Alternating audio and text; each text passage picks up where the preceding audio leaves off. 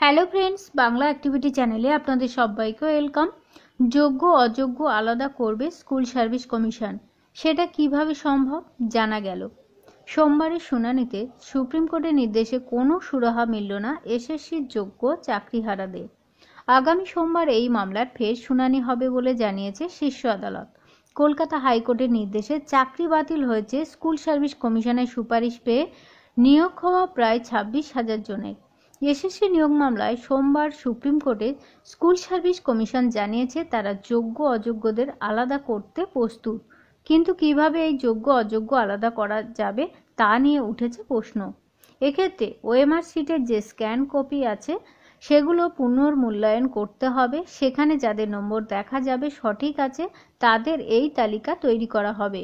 এরপর এই তালিকার ক্যান্ডিডেটদের ডেকে তাদের একাডেমিক স্কোরের কাগজপত্র কমিশনের ওয়েবসাইটে থাকা তথ্যের সঙ্গে মিলিয়ে দেখতে হবে।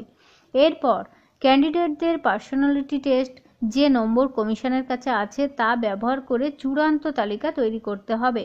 সেক্ষেত্রে কোনো ক্ষেত্রে ওএমআর শিটের স্ক্যান কপি না পাওয়া গেলে সেখানে আনসার স্ট্রিং ব্যবস্থাকে গ্রহণ করা যেতে পারে বলে জানা যাচ্ছে।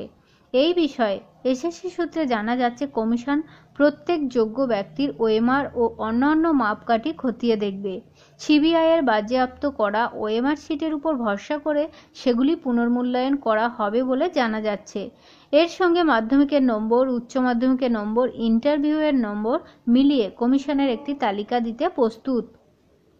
যে তালিকায় কমিশন জানতে চাইছে তাদের আপাতত দৃষ্টিতে এই তালিকাভুক্তরা যোগ্য।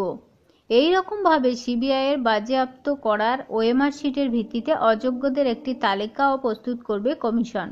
এসএসসি যত দ্রুত সম্ভব এই তালিকা তৈরি করে ফেলতে চাইছে এবং আগামী শুনানিতেই এই যোগ্য অযোগ্য তালিকা আদালতে দিতে চাইছে।